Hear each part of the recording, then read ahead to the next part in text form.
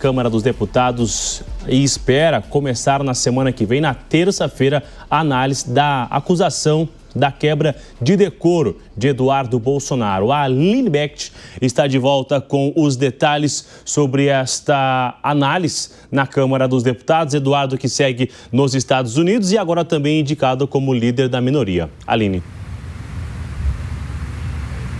Exatamente, Bruno. O Conselho de Ética da Câmara dos Deputados instala nessa próxima terça-feira a representação que foi apresentada contra o Eduardo Bolsonaro, o deputado Eduardo Bolsonaro, feita pelo líder do PT, Lindenberg Farias. A acusação é de que ele teria feito lobby nos Estados Unidos para essas aplicações de sanções contra autoridades brasileiras, e isso fere a soberania, segundo o que apresenta Lindenberg Farias, e isso seria configurado quebra de decoro parlamentar. Então, a previsão é dessa análise na terça-feira e também a definição já de um relator para essa representação que foi apresentada contra o deputado federal Eduardo Bolsonaro. O presidente do Conselho de Ética, Fábio Chiocchetti, do União Brasil de Santa Catarina, chegou a falar sobre isso em uma entrevista aqui na Jovem Pan. Ele disse que até o momento não enxerga a quebra de decoro. Nós separamos um trecho da fala da entrevista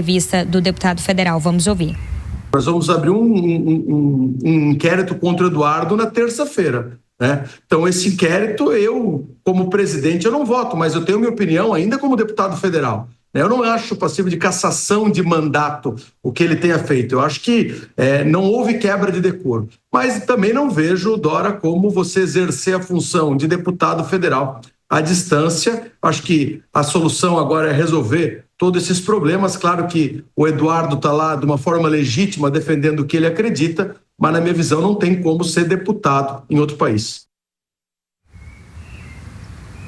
Quem falou sobre isso nesta manhã também no Jornal da Manhã aqui da Jovem Pan foi Marcelo Crivella, do Rio de Janeiro. Ele chegou a falar que pode ser que o Conselho de Ética da Câmara casse o mandato de Eduardo Bolsonaro, mas há dúvidas em relação ao plenário, porque aí passando pela Comissão de Ética, esse processo vai para o plenário da Casa e aí todos os 513 deputados precisam votar então em relação a essa cassação de mandato. Então, segundo Crivella, há essa dúvida ainda em relação ao plenário da Casa. Como você muitíssimo bem disse, na semana passada ele foi indicado como líder da minoria. Isso precisa passar ainda também por uma análise mais aprofundada do presidente da Câmara dos Deputados, Hugo Mota, em relação ao regimento da Câmara. E aí eu já aproveito para destacar também que a Corregedoria da Polícia Federal abriu um processo administrativo ali para poder investigar essa conduta de Eduardo Bolsonaro nos Estados Unidos. E aí pode ser que ele responda administrativamente na Polícia Federal também, porque ele tem um cargo, ele é concursado, escrivão concursado da Polícia Federal. Mas o fato é que na terça-feira que vem, melhor dizendo, essa representação será analisada por parte dos deputados. E aí a pena máxima é a perda de mandato. Bruno. Acompanhar na semana que vem essa importante audiência, reunião na Comissão de Ética. A Aline volta logo mais com outras informações. Seguimos aqui, vamos analisar então com o Diego Tavares. E aí, Diego, temos Eduardo nos Estados Unidos, Zambelli na Itália. Estamos então inaugurando a instituição deputado EAD, né, à distância. Como fica essa discussão no Congresso Nacional?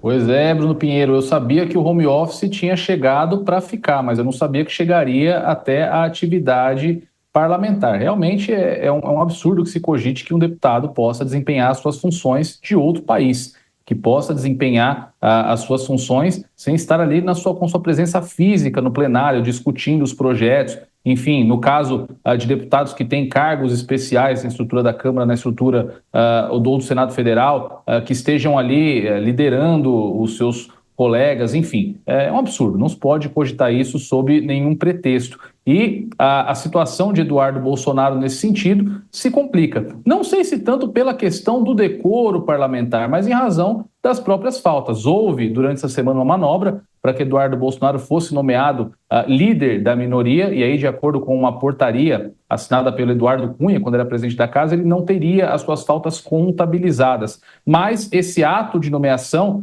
tal como eu disse essa semana durante a nossa programação, ele é carregado de um vício de finalidade.